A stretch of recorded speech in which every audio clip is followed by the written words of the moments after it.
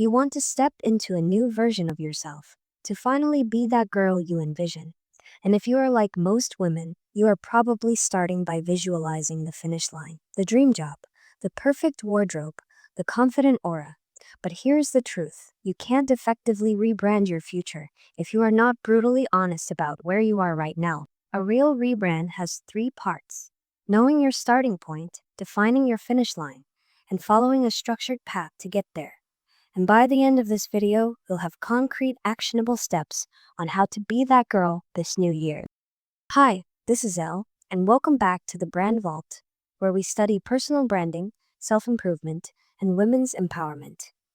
This is another entry to the Branding How-To series, where I unpack huge branding concepts into feasible step-by-step guides you can follow to build your brand. In today's video, we will discuss the three principles of an effective rebrand: the starting line, the finish line, and the step-by-step path on how to get there. Let's dive in. A real sustainable rebrand isn't magic. It is a strategic process. It has three fundamental parts, and skipping any one of them is why most rebrands fail. First, you need to know your starting point, truly understand your current brand. Second, you must define your finish line with precision, not just vague aspirations. And third, you need to follow a structured, intentional path to get there. This isn't about wishing, it is about building. This framework aligns with established goal-setting theories which emphasize clarity, commitment, and a clear pathway for success. And today, I am going to walk you through each step. Step 1. Identify your starting line. This is the step most people avoid. It is uncomfortable, it requires honesty, and it feels counterintuitive when all you want to do is dream about the future. But here is the non-negotiable truth: you cannot rebrand what you haven't defined. You can't change a narrative you haven't fully understood. Most people drift through life hoping for change because they skip this crucial self-assessment. They try to build a new house on shaky foundations. Point 1. Awareness comes before change. You need to see your current brand, not just as you perceive it, but as the world perceives it.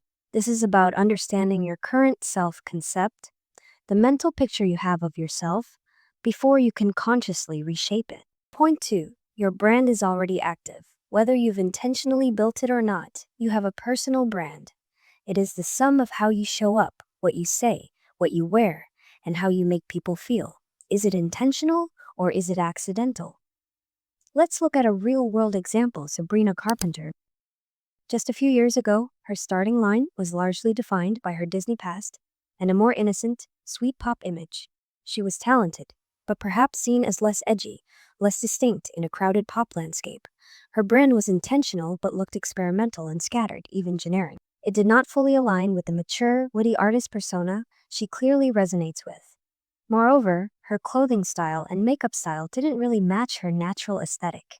Just like Sabrina, you have to ask yourself uncomfortable questions that can help bring out the parts of you that you want to change. Here are questions you can ask yourself to complete this step. How do I currently show up in the world? Professionally, socially, personally? What are the first three words people associate with me when I leave a room? Is my current brand serving my highest goals, or is it holding me back? What are my current strengths, and what are my current blind spots?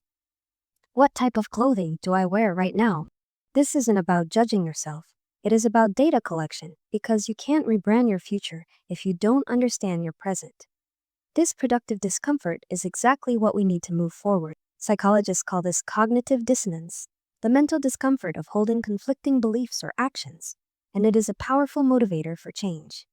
If you openly acknowledge the things about yourself that you want to change, you get this dissonance. For example, you know you have a habit of eating junk food, but you know it's bad for your health.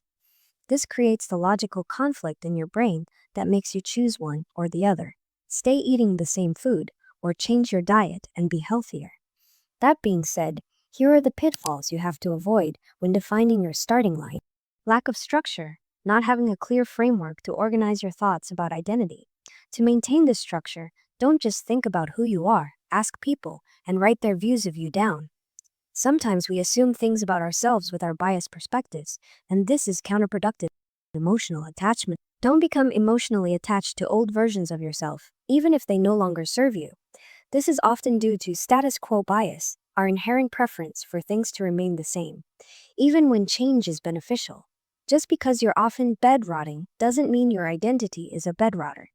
Detach yourself from this thinking. Your habits are just an extension of you. You can change those habits and still feel complete inside. Fear of truth. It is easier to stay in a comfortable delusion than to face the reality of where you truly are. The fear of the unknown is a primal human response that can paralyze us from taking necessary steps. Hence why we often prefer to lie to ourselves, and moreover, ignore our bad habits because we're too ashamed of ourselves to face them directly. This next year, just be your own brutal bestie. In order to be the new you have to leave the old you behind. This includes her habits, the environment she chooses to be in, and the kind of decisions she makes. Write down everything you want to change about yourself.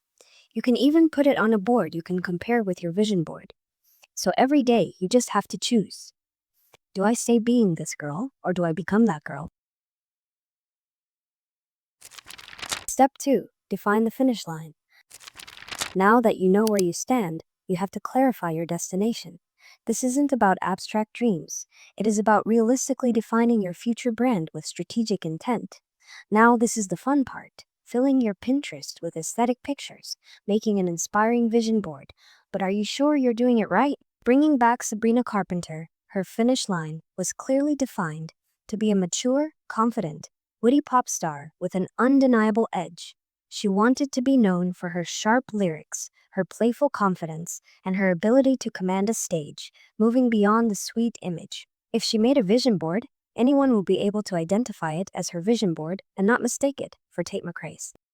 The problem is, most women who fail set vague and generic goals for themselves, just defining a common image of a successful girl boss and not aligning it specifically to what type of woman they want to become.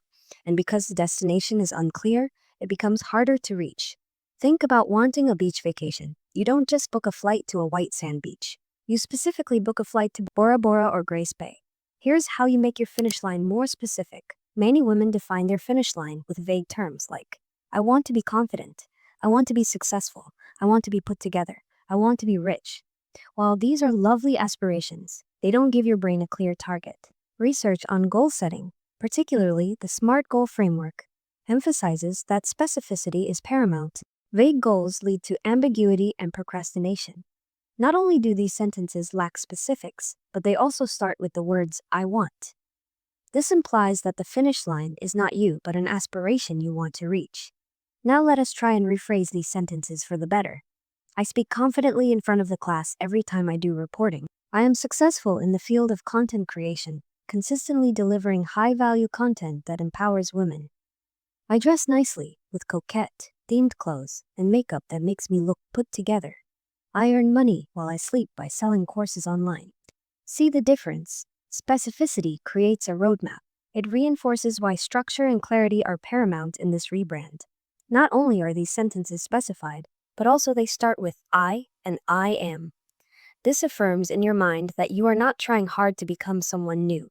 You are just starting to embody the future you. Step 3. Build the path. Now that you know where you are and where you are going, it is time to build the bridge. This is the step-by-step process, broken down into manageable phases. Remember, rebranding isn't one decision. It's a series of aligned decisions over time. It is about consistent, intentional action. Phase 1, identity alignment. This is the internal work. It is about aligning your beliefs, your standards, and your boundaries with the woman you are becoming. What limiting beliefs do you need to shed?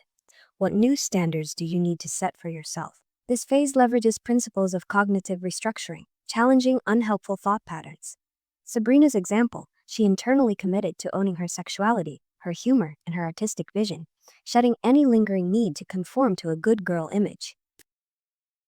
Phase 2. External alignment. This is how you show up. It is about aligning your content, your communication, and your visuals with your defined finish line.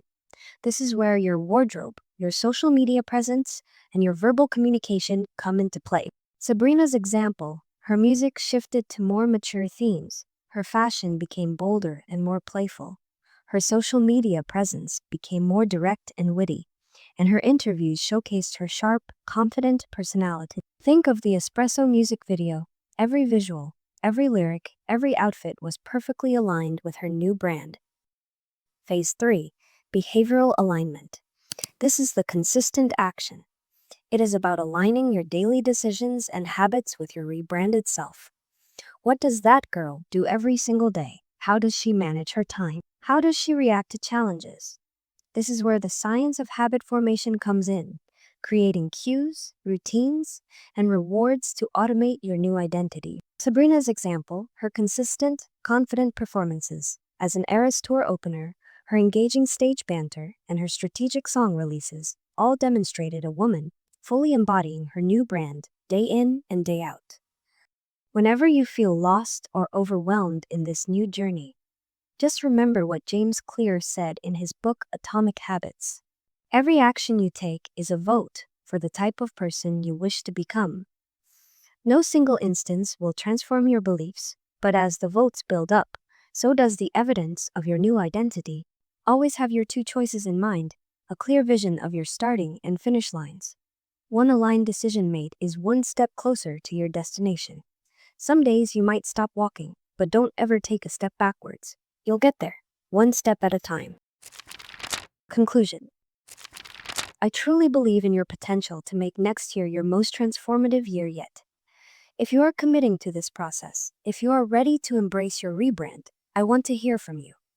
Let me know what topics you want to explore next to build this community of intentional women together. Comment, "Next year is my year," as a public declaration leverages the commitment and consistency principle, making you more likely to follow through. And make sure to save this video so you can come back to each step as you work through your own transformation. That's all for today. Advanced Happy New Year to you, ladies. And if you learned something, don't forget to like, share, and subscribe for more lessons on building a brand that feels uniquely you.